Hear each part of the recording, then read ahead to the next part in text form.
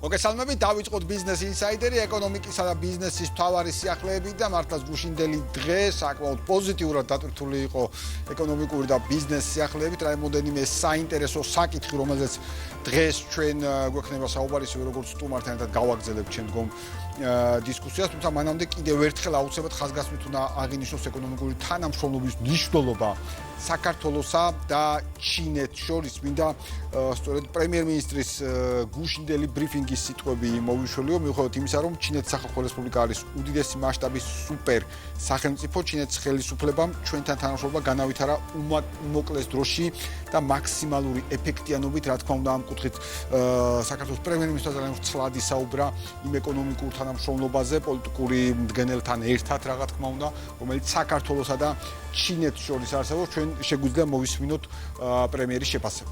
გაფორმდა ყოვლის მოცველი სტრატეგიული პარტნიორობის ხელშეკრულება საქართველოსა და ჩინეთის სახალხო რესპუბლიკას შორის. მას შემდეგ, რაც 3 წლის წინ ხელი მოეწერა სტრატეგიული პარტნიორობის ხელშეკრულებას, ურთიერთობები ორ ქვეყანას შორის ძალზე დინამიურად განვითარდა.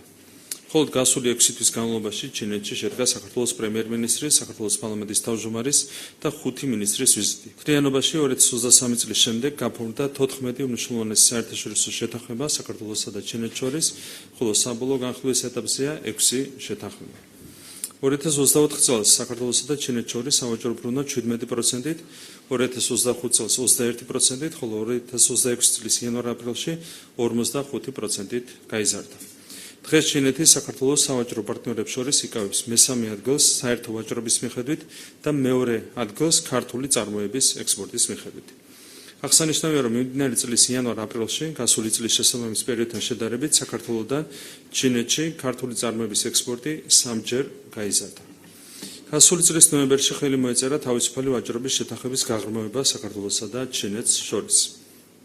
შარშან საქართველოს მთავარი სტუმრის სტატუსით იყო მიწვეული ჩინეთის საერთაშორისო იმპორტის გამოფენაზე. 2023 წლის ბოლოს საქართველოსა და ჩინეთს შორის პირველად გაიცვალა საერთაშორისო სატვირთო გადაზიდვის ნებართვები, რამაც ხელი შეუწყო ორ ქვეყანას შორის საავტომობილო მიმოსვლის განვითარებას. 2024 წელს საქართველოსა და ჩინეთის მთავრობებს შორის ხელი მოეწერა მემორანდუმს ჩინეთ-ევროპის სარკინიგზო ექსპრესისთვის ტრანსკასპიური საერთაშორისო სატრანსპორტო მარშრუტის განვითარების შესახებ. ამ და სხვა ნაბიჯების შედეგად 2025 წელს ჩინეთიდან და ჩინეთში შუა დერეფნით გადაზიდული კონტეინერების რაოდენობამ ისტორიულ მაქსიმუმს მიაღწია. ჩინეთთან სავაჭრო ეკონომიკური ურთიერთობების გაღრმავებას პირდაპირ წვლილი შეაქვს ქართული ეკონომიკისა და ეროვნული წარმოების განვითარებაში. სტრატეგიული პარტნიორობის შეთანხმების გაფორმების შემდეგ 2023-24 წლებში ამოქმედდა ორმხრივი ვიზო მიმოსვლის რეჟიმი საქართველოს და ჩინეთის მოქალაქეებისთვის. ვიზო რეჟიმის ამოქმედებამ დამატებითი ბიძგიმისა პირდაპირ ფრენების დამატებას და მგზავრთ ნაკადის მნიშვნელოვან ზრდას საქართველოსა და ჩინეთს შორის. 2024 წელს საქართველოში ჩინელი ვიზიტორების რაოდენობა 83%-ით, 2025 წელს 54%-ით, ხოლო მიმდინარე წლის პირველ კვარტალში 59%-ით გაიზარდა. დღეს საქართველოს ბაზარზე უკვე 3 ჩინური ავიაკომპანია ოპერირებს, შარშან ავიაკომპანია Air China-მ პეკინი ურუმჩი თბილისის მიმართულება დაამატა, ივლისიდან ავიაკომპანია China Southern ამატებს ანალოგიურ რეისს, ხოლო 15 ივლისიდან ავიაკომპანია China Eastern იწყებს პირდაპირ ფრენებს შანხაი თბილისის მიმართულებით. აღსანიშნავია, რომ წელს აზიის ერთ-ერთი უდიდესი ტურისტული გამოფენა ITB China შანხაიში საქართველოს ეროვნულ სტენდთან გაიხსნა, რაც საქართველოს მიმართ ჩინური მხარის განსაკუთრებულ ყურადღებას მეტყველებს. მნიშვნელოვნად გაღრმავდა პარტნიორობა საქართველოსა და ჩინეთის განათლების სამინისტროებს შორის. მზადდება მემორანდუმი, რომელიც ითვალისწინებს თანამშრომლობისა და გასვლითი პროგრამების ხარდაჭერას ქართულ და ჩინურ უნივერსიტეტებსა და კოლეჯებს შორის, ერთობლივი ახალგაზრდული პროგრამების დანერგვას, საქართველოში ჩინური ენის სწავლების გაფართოებას და ასე შემდეგ. სრულიად თვალნათელია, რომ ეს არ არის სტრატეგიული პარტნიორობა ქაღალდზე, არამედ ის აისახება სრულიად კონკრეტულ სარგებელში ორივე ქვეყნისთვის. სწორედ ასეთი უნდა იყოს სამაგალითო სტრატეგიული პარტნიორობა ორ ქვეყანას შორის, რომელიც ურთიერთპატივისცემას, სამართლიანობასა და ღირსებას ეფუძნება და რომელიც ორმხრივ სარგებელზეა ორიენტირებული. მიუხედავად იმისა, რომ ჩინეთის სახალხო რესპუბლიკა არის უდიდესი მასშტაბის სუპერ სახელმწიფო, ჩინეთის ხელისუფლებამ ჩვენთან თანამშრომლობა განავითარა უმოკლეს დროში და მაქსიმალური ეფექტიანობით. რაც განსაკუთრებით დასაფასებელია, ჩინეთის ხელისუფლება ჩვენს ქვეყანას ეპყრობა როგორც თანასწორს და თანატოლს, რაც გლობალური პოლიტიკის არსებული მანკიერებების ფონზე განსაკუთრებულად თვალშისაცემი და დასაფასებელია. ხაზგასმით აღნიშნავთ, რომ საქართველოს განსაკუთრებულ მნიშვნელობას ანიჭებს თანამშრომლობის შემდგომ გაღრმავებას ჩინეთის სახალხო რესპუბლიკასთან, რომელიც გასული 50 წლის გამოცდილების გათვალისწინებით არის ერთადერთი მშვიდობიანი სუპერსახელმწიფო მსოფლიოში. აქვე ვისარგებლებს შემთხვევითად ჩინეთის ხელისუფლებას მალობას გადაუხდის საქართველოს სუვერენიტეტისა და ტერიტორიული მთლიანობის ურყევი მხარდაჭერისთვის. ოლისმომცველი სტრატეგიული პარტნიორობის ხელშეკრულების გაფორმება საფუძველს შეუღრეს ახალი ეტაპს ქართულ-ჩინური ურთიერთობების გაღრმავების გზაზე, რაც ჩვენს ქვეყანას მნიშვნელოვან პოლიტიკურ და ეკონომიკურ სარგებლობას მოუტანს.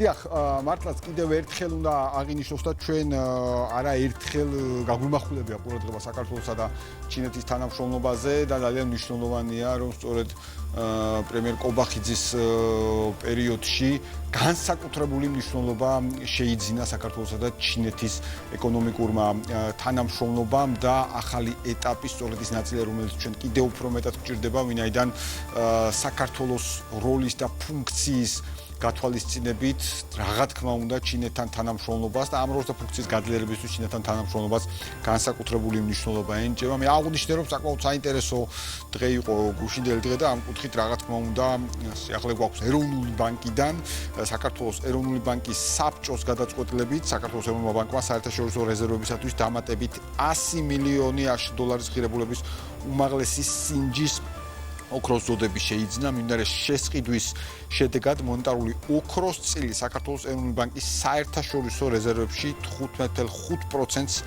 აღწევს. აღსანიშნავია რომ საერთაშორისო რეზერვების ზრდის ტრენდი რის შედეგადაც რეზერვებმა ისტორიულ მაქსიმუმს $7 მილიარდ მიაღწია, ხოლო მათი მოცულობა საერთაშორისო სავალუტო ფონდის რეზერვების ადეკვატურობის მაჩვენებლის 114.8% შეადგენს. ხადია ეს ტრენდი განსაკუთრებით ხაზგასასმელია. და აღინიშნოს რომ ეს გადაწყვეტილება წარმოადგენს ეროვნული ბანკის საერთაშორისო რეზერვების მართვის გრძელვადიანი სტრატეგიის ნაწილს და მიზნად ისახავს სარეზერვო აქტივების შემდგომ დივერსიფიკაციას, რეზერვების გრადობის გაუმჯობესებას და მათი ინფლაციური რისკებისგან დაცვას. მონეტარული ოქრო მსოფლიოს ცენტრალური ბანკების მიერ ფართოდ აღიარებული სარეზერვო აქტივია, რომელიც ხელს უწყობს პორტფელის გეოპოლიტიკური რისკების მიმართ გრადობის ზრდას და რისკების შემცირებას. უნდა აღინიშნოს, რომ ეროვნული ბანკი მომავალშიც განაგრძობს საერთაშორისო რეზერვების მართვის უსაფრთხოების, ლიკვიდურობისა და მომგებიანობის პრინციპის დაცვით მართვას. საერთაშორისო რეზერვების დის პარალელურად ასევე განიხილავს დივერსიფიკაციის შესაძლებლობებს და გადაწყვეტილების მიღების გრძელვადიანი სტრატეგიული მიზნებისა და საერთაშორისო პრაქტიკის შესაბამისად მოქმედებას. უნდა აღინიშნოს, რომ სწორედ ძლიერმა მაკროეკონომიკურმა ფუნდამენტურმა ფაქტორებმა მისცა შესაძლებლობა ეროვნულ ბანკს 2025 წელს მნიშვნელოვნად შეევსო საერთაშორისო რეზერვები. უბრალოდ შეგახსენებთ, რომ გასულ წელს SEB-მა $2.4 მილიარდ შეისყიდა და რეზერვები წლის ბოლოსათვის 6.16 მილიარდამდე გაზარდა, ხოლო უკვე 2026 წლის თებერვალში ისტორიულ მაღალ მაჩვენებლამდე 6.65 მილიარდამდე გაიზარდა, რაც მოგეხსენებათ საკმაოდ შთამბეჭდავი მაჩვენებელია. ამავდროულად ჩვენ გვახსოვს ჩვენს ირგვლივ არსებული კონფლიქტები, უნდა აღინიშნოს, რომ უკრაინის კონფლიქტის გაგრძელება, შუა აღმოსავლეთში ესკალაცია, შეერთებულ შტატებსა და ჩინეთს შორის დაძაბულობა, ასევე 2026 წლის თებერვალში დაწყებული აშშ-ირანის კონფლიქტი, ეს ფაქტორები თავმდებურად ქმნიდა და აძლიერებდა სტრუქტურულ რისკების პრემიას ოქროს ფასში და ზრდიდა მისი, როგორც უსაფრთხო და დაცული აქტივის ღირებულება. ჩვენ შეგვიძლია მოვისმინოთ შეფასება. საქართველოს ეროვნული ბანკის საბჭოს გადაწყვეტილების საფუძველზე SEB-მა საერთაშორისო რეზერვებისთვის დამატებით $100 მილიონი ოქროს ზოდების შესყიდვა განახორციელა. ეს გადაწყვეტილება შესაბამისობაშია რეზერვების მართვის გრძელვადიან სტრატეგიასთან, რომლის მთავარი მიზანი სარეზერვო აქტივების დივერსიფიკაცია, რეზერვების გრადობის უზრუნველყოფა და მისი ინფლაციური რისკებისგან დაზღვევაა. ძლიერი მაკროეკონომიკური ფუნდამენტური ფაქტორები განაპირობებს იმას, რომ საქართველოს ეროვნულ ბანკს აქვს შესაძლებლობა მნიშვნელოვნად გაზარდოს საერთაშორისო რეზერვები. მოგეხსენებათ, გასულ 2025 წელს საქართველოს ეროვნულ ბანკმა $2.4 მილიარდი შეიძინა და შედეგად წლის ბოლოსთვის საერთაშორისო რეზერვების მოცულობა $6.16 მილიარდ $-მდე შეივსო. ეს ტენდენცია წელსაც გრძელდება, ბოლო მონაცემებით საერთაშორისო რეზერვები $7 მილიარდ აჭარბებს, რაც საერთაშორისო სავალუტო ფონდის რეზერვების ადეკვატურობის მაჩვენებელი 114.8%-ია. ეს დინამიკა ერთმნიშვნელოვნად იძლევა იმის საშუალებას, რომ გაგრძელდეს რეზერვების დივერსიფიკაცია მსოფლიოს ცენტრალური ბანკების მიერ სარეზერვო აქტივად აღიარებული მონეტარული ოქროს შეძენით. აღსანიშნავია, რომ მიმდინარე ტრანზაქციის შედეგად მონეტარული ოქროს წილი საქართველოს საერთაშორისო რეზერვში 15.5%-მდე გაიზარდა. კიდევ ერთხელ უნდა აღინიშნოს, რომ მართლაც ცენტრალური ბანკები მსოფლიოს მასშტაბით ძალიან დიდ ყურადღებას უთმობენ ოქროს რეზერვებს და მე მახსოვს კრიტიკა აბსოლუტურად უსამართლო, როდესაც საუბარი შეეხებოდა ოქროს რეზერვების შეძენის ნაწილს და ჩვენ ნახეთ ოქროს რეზერვების შეძენამ თუ რამდენად გაამყარა, გააძლიერა და ჯამში გააუმჯობესა საქართველოს პოზიციები ამ კუთხით რეზერვების მართვის ჭრილში. კიდევ ერთხელ აღმოჩნდა ძალიან ზუსტად მოქმედი და ძალიან მაღალკვალიფიცირებად მოქმედი ეროვნული ბანკის პოლიტიკის მნიშვნელობა. და რა თქმა უნდა, კვლავ დატვირთული, გუშინდელი დატვირთული დღის კვალ და კვალ ამჯერად სიახლე საქართველოს ფინანსთა სამინისტროდან საქართველოსა და რეკონსტრუქცია და განვითარების საერთაშორისო ბანკს შორის გაფორმდა სასესხო შეთანხმება ტრანსკასპიური სატრანსპორტო დერეფანი საქართველოს ხელმისაწვდომობისა და ტრანსპორტის გაუმჯობესების პროექტი, რომელიც ითვალისწინებს საქართველოსთვის 372 მილიონი $აშ გამოყოფას. დოკუმენტს ხელი მოაწერეს საქართველოს ფინანსთა მინისტრმა ლაშა ხურციშვილმა და სამხრეთ კავკასიაში მსოფლიო ბანკის რეგიონულმა დირექტორმა როლანდ პრაისმა.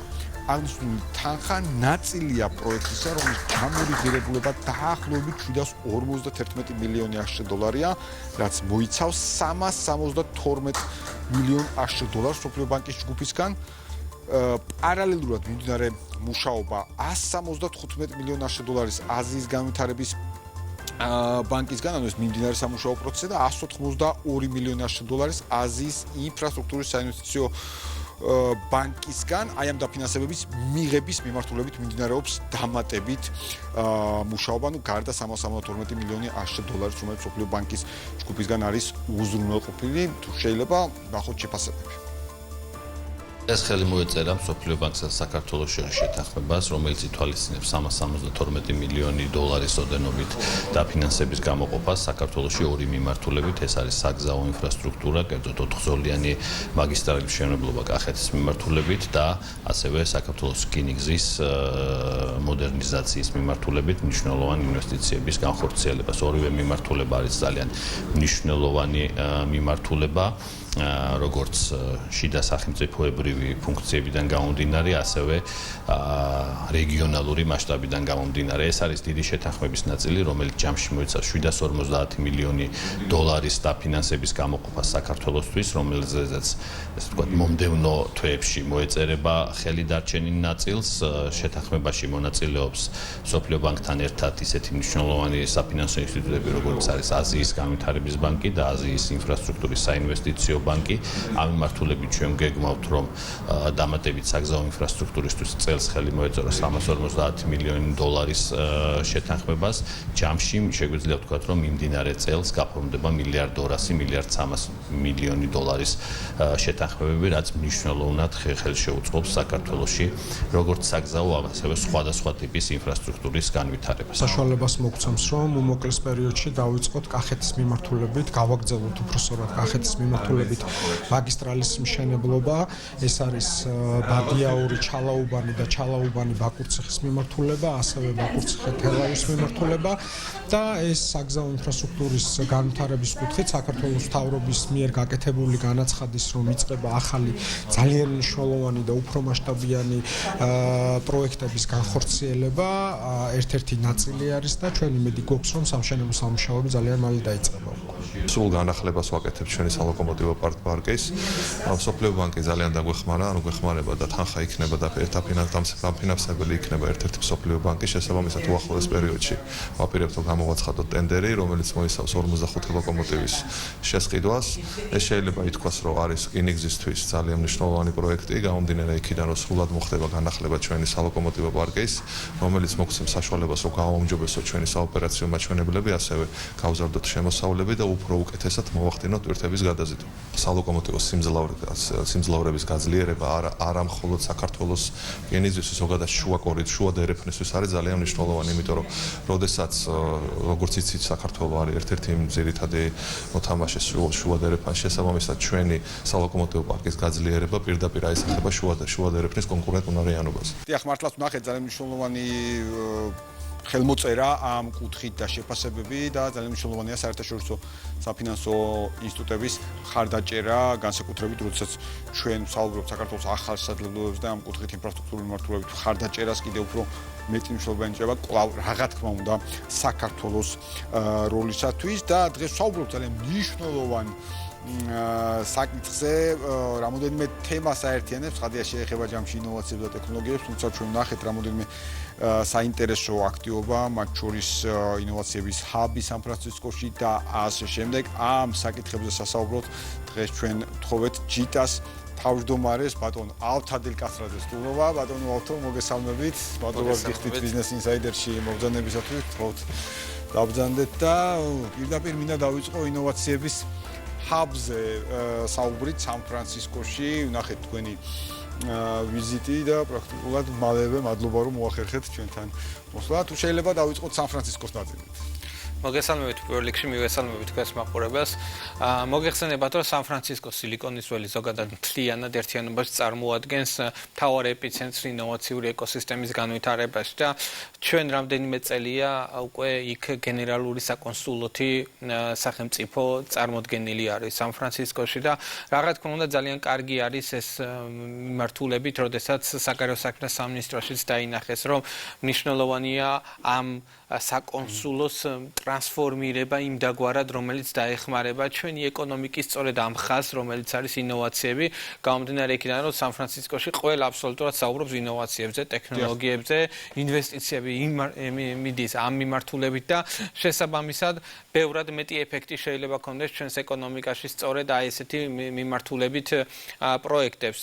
მე მქონდა პირადად შესაძლებლობა, რომ ქვეყნის ინოვაციების ეკოსისტემაზე პრეზენტაცია გამეკეთებინა დამსწრე საზოგადოებისადმი და ძალიან დიდი ინტერესი გამოიწვია, გამომდინარე იქიდან, რომ ესეთმა პატარა ქვეყანამ ესეთ მოკლე დროში ესეთი მნიშვნელოვანი შედეგი უზრუნველყო და რა თქმა უნდა ჩვენ მაქსიმალურად შევეცადეთ, რომ წარმოგვედგინა ის უპირატესობები, რომელიც საქართველოს აქვს მსოფლიო ინოვაციურ ეკოსისტემაში. რა თქმა უნდა, პირველ რიგში ეს არის ზოგადად ქვეყნის საკანონმდებლო ჩარჩო და რეგულაციები, მოგეხსენებათ, რომ ყველა საერთაშორისო ავტორიტეტული ორგანიზაციის რეიტინგებში ქართული ბიზნეს გარემო ერთ-ერთ პირველ ადგილზეა და ეს მნიშვნელოვანია. მეორე ეს არის ტალანტი, რომელზეც საქართველოში ხელმისაწვდომი და ასე ვთქვათ ხარისხიანი ტალანტი არის მნიშვნელოვანი და გარდა ამისა ჩვენ ქვეყანა ჩვენი გეოპოლიტიკური მდგომარეობიდან გამომდინარე, დემოკრატიიდან გამომდინარე, ზოგადად თავისუფლებებიდან გამომდინარე, ასევე იზიდავს უცხოურ ტალანტებს. მოგეხსენებათ 30,000-მდე უცხოური IT სპეციალისტი ჩვენს ქვეყანაშია და ესეც მნიშვნელოვანი სიგნალია საერთაშორისო ინვესტორებისთვის, რომ საქართველოს ტექნოლოგიური მიმართულებით ხალხს იზიდავს, არა მარტო შიგნით ზრდის თაობას და სტარტაპ ეკოსისტემა. ის შედეგები, რომელიც სტარტაპ ეკოსისტემამ დადო ბოლო რამდენიმე წელში, როდესაც სახელმწიფოს მიერ ჩადებული თანხა 17-ჯერ უფრო მეტი შემდგომ კერძო სექტორმა ჩადო და შეიქმნა 4,000-ზე მეტი სამუშაო ადგილი მაღალანაზღაურებადი, სწორედ მაღალ ტექნოლოგიურ ბიზნესში, ეს კიდევ მეტად გამოსახავს, რომ საქართველოს უნდა იყოს ის ადგილი, სადაც ინვესტორები უნდა იყურონ და ჩემს სიტყვაში სწორედ ეს უთხარი უცხოელ ინვესტორებს, რომ ეხლა არის ის დრო, როდესაც სიყურებით საქართველოსკენ, იმიტომ რომ საუკეთესო სტარტაპები სწორედ ეხლა იქნება თბილისში და შესაბამისად თუ ისინი დააგვიანებენ, დარჩებიან, რომ ისინი არ განახორციელებენ ძალიან მომავალ ახალ ინოვაციურ და ტექნოლოგიურ პროექტებში ინვესტიციას და რა თქმა უნდა კონკურენცია ამაშიც არის და დარწმუნებული ვარ კიდევ უფრო მეტი შედეგი ექნება ჩვენს ეკოსისტემას. იბათ მე დარწმუნებული ვარ, ძალიან მნიშვნელოვანი იყო ის პრეზენტაცია, რომელიც თქვენ გქონდა, ზუსტად ვიცი როგორ წარმატებული განახორციელებდით ამ ნაწილს, წარმოადგენთ ამ პრეზენტაციას. როგორ ატყობდით დაინტერესებას საქართველოს შესახებ, აი ასე ვთქვათ, შინაარსობრივ ნაწილში, როგორ მოდიოდნენ პოტენციური ინვესტორები ამ კუთხით? დიახ, სრული ანშლაგი იყო, მინდა გითხრათ, ძალიან ბევრი ადამიანი დაესწრო. და იყო ძალიან დიდი ინტერესი, იმიტომ რომ იმ პრეზენტაციის შემდეგ ეს უამრავ ადამიანთან მქონდა საუბარი უკვე ერთ-ერთზე, როდესაც მათ ძალიან დიდი ინტერესი გამოთქვეს, რომ იყვნენ ამ ეკოსისტემის ნაწილები და შესაბამისად მნიშვნელოვანი რგოლი იქნება რა თქმა უნდა ეს ინოვაციებისაბი, იმიტომ რომ ჩვენ შესაძლებლობა გვექნება, რომ ჩვენი სტარტაპები უზრუნველყოფილები იყვნენ თუნდაც სულ მცირე სამუშაო ადგილი, სამუშაო ოფისებით, რომელიცაც ინოვაციების ჰაბი შესთავაზებთ ჩვენ სტარტაპებს. მოგეხსენებათ, საქართველოში ჩვენი წარმატებული რეფორმის შედეგად 4 საერთაშორისო წამყვანი აქსელერატორი შემოვიყვანეთ გლობალური, მათ შორის Plug and Play 500 Founders Institute და Startup Bootcamp და ეს სტარტაპები, აქ გავლილი სტარტაპები, აქსელერაცია გავლილი სტარტაპებს ექნებათ შესაძლებლობა, რომ უკვე ამერიკის შეერთებულ შტატებში შემდგომი ეტაპის მსხვილი ინვესტიციები მოიზიდონ ჩვენს ქვეყანაში და რა თქმა უნდა ამ მიმართულებით დაინტერესება დიდი არის. კი ბატონო, მართლაც მნიშვნელოვანია ამ კუთხით სან-ფრანცისკოში აქცენტირებულად მუშაობა. აუცილებლად მინდა გკითხოთ საგრანტო კონკურსთან დაკავშირებით ინოვაციების გრანტები რეგიონებისთვის, რას მოიაზრებს საგრანტო კონკურსი და რა შესაძლებლობაა ეს იმ ადამიანებისთვისაც, ვისაც მოუნდება რომ ახლა ჩაერთოს ამ პროცესში. დიახ. ჩვენ უკვე წლებია უკვირდებით თუ რამხელა ტრანსფორმაცია განახორციელა ამ საგრანტო პროგრამამ რეგიონებში. ჩვენ რამდენიმე წლის წინ სწორედ შეგნებულად მივიღეთ გადაწყვეტილება, რომ რეგიონებისთვის ცალკე კონკურსები გამოგვეცხადებინა. თქვენ ბრძანეთ მიმდინარე კონკურსები, ამჟამად მიმდინარეობს საგრანტო განაცხადების მიღება სამეგრელოში, სვანეთში და რაჭალეჩხუმში და მხოლოდ აი ამ რეგიონის მოსახლეობისთვის არის ეს კონკურსი, კონკურენციაში ისინი ერთმანეთთან არ შედიან, მხოლოდ თავიანთი რეგიონში ინოვაციური იდეების წახალისებას ეხება ეს. წელს უკვე გქონდა აჭარა, გურია, იმერეთი და აღმოსავლეთ საქართველოშიც გადმოდივართ, მთელი წლის განმავლობაში ეს კონკურსები არის ჩაშლილი რეგიონების მიხედვით. ჩვენ ჩავდივართ ყველა რეგიონში, ჩვენ შევყავს წამყვანი ტექნოლოგიური ცოდნა, მენტორები, ტრენინგებს უტარებთ და ამასთან ერთად საუკეთესო იდეებს უკვე საგრანტო რესურსსაც ვაძლევთ 25000 ლარზე, 25000 ლარის ოდენობით თითო პროექტთან მიმართებაში და ეს რა თქმა უნდა კიდევ უფრო დამატებით ახალისებს, განსაკუთრებით ახალგაზრდების ჩართულობას ინოვაციებში, ტექნოლოგიებში.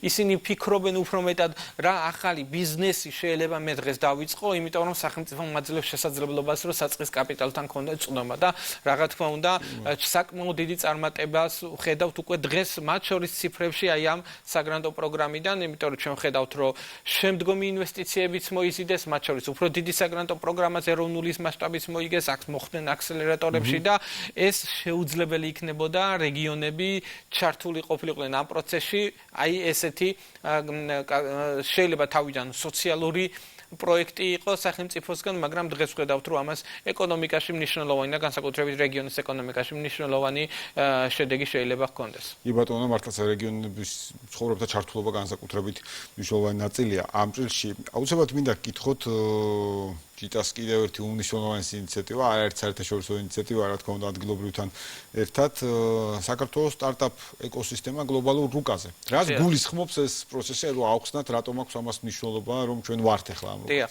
მოგეხსენებათ დილ რუმში საქართველოზე ცალკე მიმართულება და გაჩნდა ეკოსისტემა და იგივე აი რომ გავაგრძელოთ რაზეც ვაუბრობდი თავიდან სან-ფრანცისკოში ინვესტორები ესენი სწორედ ესეთ პლატფორმებზე იღებენ დამოუკიდებელ ინფორმაციას თუ რა ხდება დღეს იმ ეკოსისტემაში.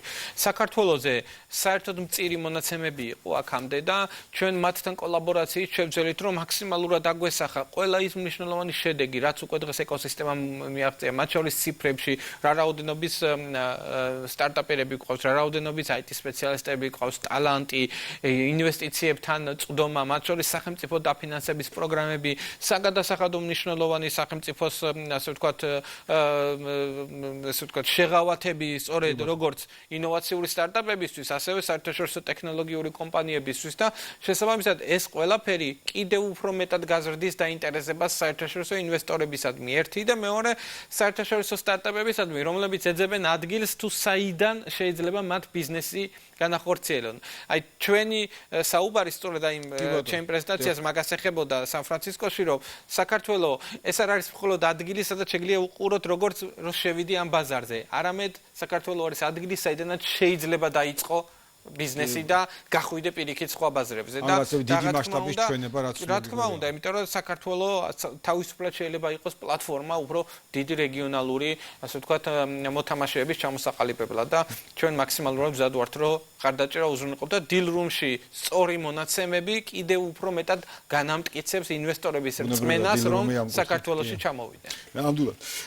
აუცილებლად მინდა გითხოთ კიდევ ერთი მნიშვნელოვანი ნაწილი Web Summit 2026-ში ქართული სტარტაპების განაცხადების მიღება მონაწილეობის მიღებად ქართული სტარტაპების განაცხადების მიღების პროცესს. ხომ რას აძლევს საშუალება პირველ რიგში Web Summit-ში მონაწილეობა ქართულ სტარტაპებს? პირველ რიგში მინდა გითხრათ, რომ ჩვენ უკვე მრავალი წელია Web Summit-თან გვაქვს ძალიან კარგი პარტნიორული ურთიერთობა. საქართველოს მუდმივად ღირსეულად არის წარმოდგენილი Web Summit-ზე, ყველაზე ერთ-ერთ წამყვან ადგილზე მათ მოგვცეს შესაძლებლობა, რომ საქართველოს პავილიონი განვათავსოთ და კიდევ უფრო მეტი დაინტერესება მოვიტანოთ ჩვენს ქვეყანაში პირველ რიგში ინვესტორების მხრიდან.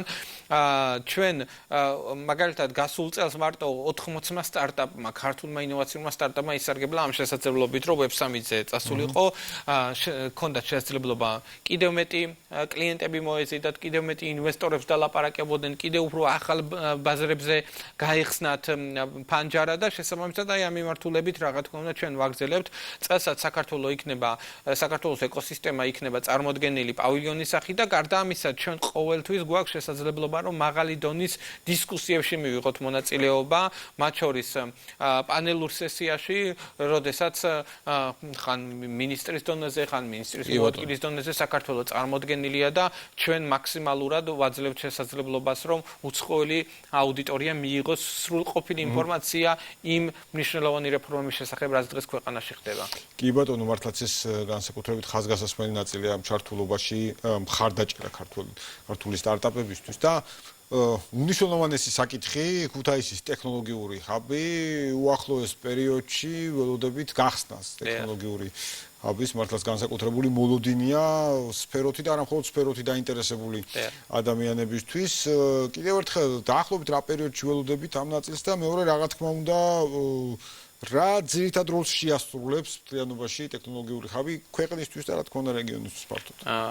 პირველ რიგში მინდა გითხრათ, რომ უკვე კვირების თემა არის, კონკრეტულ თარიღზე შევიკავებ თავს, თუმცა ვიცით, მაგრამ ჯერჯერობით თავს შევიკავებ კონკრეტული თარიღისგან. ფაქტიურად მზად ვართ, შეიძლება ასე. ანუ უკვე სიათ შედგენილია მოსაწევთ და შესაბამისად ამ მიმართულებით რა თქმა უნდა შეიძლება ითქვას, რომ უკვე ბოლოში გავიდა ყველა ის მოსამზადებელი სამუშაოები, რომელიც მნიშვნელოვანი იყო იმისთვის, რომ პირველ რიგში ღირსეულად მიიღოს ამ შენობამ ჩვენი ქვეყნის მოქალაქეები გამომდინარე იქიდან რომ შენობა თვითონ პრობლემატური იყო სწორედ თუნდაც გაგრილების მიმართულებით და ასე შემდგომ და ჩვენ აბსოლუტურად ყველა სამუშაო ძალიან მაღალ დონეზე ჩავატარეთ იმისთვის რომ უმასპინძლოთ იქ საქართველოს მოქალაქეებს მოგეხსენებათ რომ ეს მართლაც უნიკალური დანიშნულების და მასშტაბის ფუნქცია შეემატება ქალაქ ქუთაისს და თავად ამ შენობას ეს შენობა რომელიც იყო ასე ვთქვათ ლენდმარკი ჩვენი პოლიტიკური ისტორიის ასე ვთქვათ გადაიქცევა ლენდმარკად ჩვენი ტექნოლოგიური მომავლის და სწორედ აი ეს არის ახალი შესაძლებლობების ასე ვთქვათ ახალი შესაძლებლობები იქნება სწორედ იმერეთის მოსახლეობისთვის ამ ტექნოლოგიური ჰაბის გახსნასთან ერთად.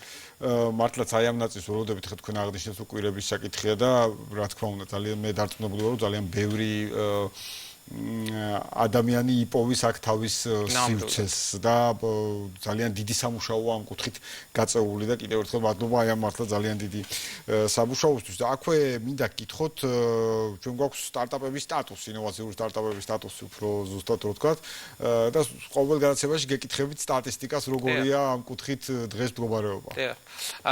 დღეს უკვე 13 სტარტაპს აქვს მიღებული ინოვაციური სტარტაპის სტატუსი. მოგეხსენებათ ეს რთული პროცესია, ბევრად მეტი განაცხადი გვაქვს რა თქმა უნდა მიღებული, თუმცა ამ ეტაპზე 13 სტარტაპს აქვს მიღებული და 2-ზე ასევე დადებითი რეკომენდაციით გადაგზავნილია საქართველოს მთავრობაზე საბოლოო გადაწყვეტილების მიღების პროცესი. მთავრობა იღებს საბოლოო რა თქმა უნდა, სტატუსი ენიჭება საქართველოს მთავრობის ოფიციალური აქტით, რაც კიდევ უფრო მეტად, ასე ვთქვათ, ადასტურებს მათ ინოვაციურობას და ვალიდურობას და კიდევ უფრო დადებით სიგნალს აღძრავს ინვესტორებისადმი, იმიტომ რომ მათ აქვთ ოფიციალური დოკუმენტი, რომლებიც ისინი საგებლო ასრულებენ არა მარტო საგადასაღებო შეღავათებით, არამედ აი ამ შესაძლებლობებით, რომელსაც ერთობლიობაში ეს ქმნის და ეს არის ის დონის ვალიდაცია, რომელიც არ არის დამოკიდებული თუნდაც ერთი კონკრეტული ორგანოს ინოვაციებისა და ტექნოლოგიების აგენტოს მაგალითად გადაწყვეტილება ან გადაწყვეტილების შემდგომ შეცვლასთან მიმართებაში შესაბამისად ამ მიმართულებით რა თქმა უნდა ჩვენ გვაქვს დადებითი დინამიკა, ჩვენ ყოველდღიურად ვიღებთ განაცხადებს, თუმცა კიდევ ერთხელ ვამბობ რთული არის ამ კრიტერიუმების დაკმაყოფილება და შესაბამისად სტარტაპები მაქსიმალურად ცდილობენ რომ სწორად წარმოადგინონ ეს თავიანთი ბიზნეს პროცესები, რომელიც შესაძლებლობას მიცემთ მათ რომ სტატუსი მიიღონ. კი ბატონო, ძალიან ისეთი მიდგომა ჭირდება, ვინაიდან საკმაოდ ბევრი ბენეფიტი სარგებლის საშუალებას იძლევა შემდგომ 0%-იანი საგადასახადო რეჟიმი პირველი 3 წლის განმავლობაში, რაც დიდი ცდუნება არის ბევრისთვის და შესაბამისად ჩვენ მაქსიმალურად განაცხადეთ მოხდეს. რა თქმა უნდა, ჩვენ ამიტომ მაქსიმალურად ყურადღებით და თავიდან ბოლომდე შევისწავლით თითოეული სტარტაპის როგორც შემოსავლებს, ისე ხარჯებს იმისთვის, რომ ჩვენ არ მივიღოთ არასწორი გადაწყვეტილებები ამ მიმართულებით. ბატონო, თუ ბოლოსკენ აუცილებლად მინდა გკითხოთ პირველ რიგში საერთაშორისო პარტნიორობა, ჯიტას საერთაშორისო პარტნიორობა ამ ნაწილს ვხედავთ და დარწმუნებული ძლიერდება ყოველ ჯერზე იმდენ სიახლეს ვიგებთ პირიქით ჯიტას ინიციატივით განხორციელებულ საქმიანობას, ასევე რა თქმა უნდა, მიმდინარე წლის თითქმის ნახევარი გავლეთ, მაგრამ შემდგომი ნახევრის პრიორიტეტები ასევე ამ კუთხით. ცხადია, ხაბის გახსნას არ გულისხმობთ. კი ბატონო, პირველ რიგში თვითონ ტექნოლოგიური მიმართულებით ჩვენ ძალიან მჭიდრო პარტნიორობა გვაქვს, რა თქმა უნდა, ორ ყველაზე დიდ ტექნოლოგიურ სახელმწიფოსთან ეს არის ამერიკის შეერთებული შტატები და ჩინეთი. ჩვენ რა თქმა უნდა ძალიან ბევრი მიმართულებით გვაქვს მჭიდრო პარტნიორობა სამთავრობო დონეზე ცალსახად, იგივე სან-ფრანცისკოში ინოვაციების ჰაბის გახსნაზე მოგეხსენებათ ესწრებოდა სან-ფრანცისკოს მერი, კალიფორნიის გუბერნატორის მოადგილე. შესაბამისად ეს მნიშვნელოვანი სიგნალი არის მათ შორის ამერიკელებისთვის, რომ ჩვენ ამ მიმართულებით თანამშრომლობა პრიორიტეტულია ჩვენს ორ ქვეყანას შორის.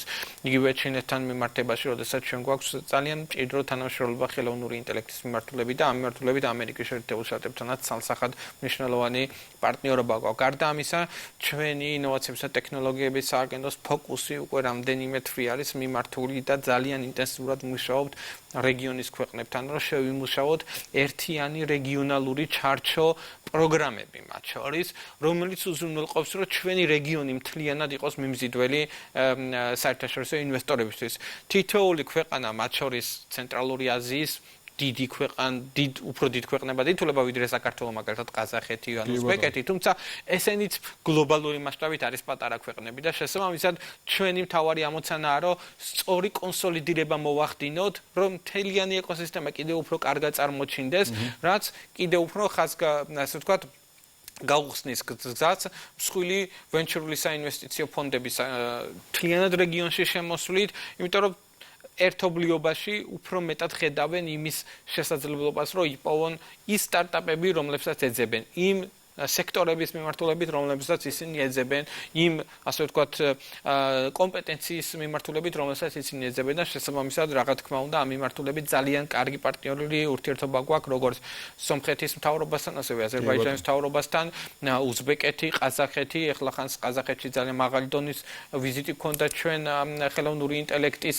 მათ ასე ვთქვათ დიდ ასე ვთქვათ სამიც დავესწარით, მონაწილეობა მივიღეთ საქართველოში მინისტრის მოადგილის დონეზე და ყაზახეთის თავად პრეზიდენტი ტოკაევი ესწრებოდა. ესეც კიდევ ხაზგასმას უკეთებს, რომ რეგიონის ქვეყნები როგორ დიდ ყურადღებას აქცევენ ტექნოლოგიურ მიმართულებას და ჩვენ მზად ვართ, რომ მათთან ერთად ვიყოთ უკვე გლობალური დონის მოთამაშეები. კი ბატონო, და წარმატებას გისურვებთ ბატონო ავთო, მართლა ძალიან ყაზახეთი ახსენდა, მართლაც აი ფანტასტიკური იყო იქ ამ დონეზე მონაწილეობა და ყოველთვის შეიძლება ითქვას, რომ ჯიტა არის ესეთი ძალიან დიდი ეკონომიკური საელჩო საქართველოსთვის, ვინაიდან ძალიან ბევრ საქმეს აკეთებს საქართველოს ცნობადობისთვის ამ თვალსაზრისით. მადლობა კიდევ ერთხელ, ჩვენ დარწმუნებული ვარ, რომ უახლოეს პერიოდში მოხვდებით სიაში და შევხვდებით გახსნას. დავიმპატიჟე ასე თავი პირდაპირ ეთერში. დიდი მადლობა მინდა გადაგიხადოთ ბატონო ავთო. დღეს კი ბიზნეს ინსაიდერი ამით დასრულებულია, ეკონომიკისა და ბიზნესის მთავარი სიახლეები თქვენ შეგიძლიათ ნახოთ ჩვენს ვებგვერდზე business insider-ში. მე კი ხვალამდე გემშვიდობთ.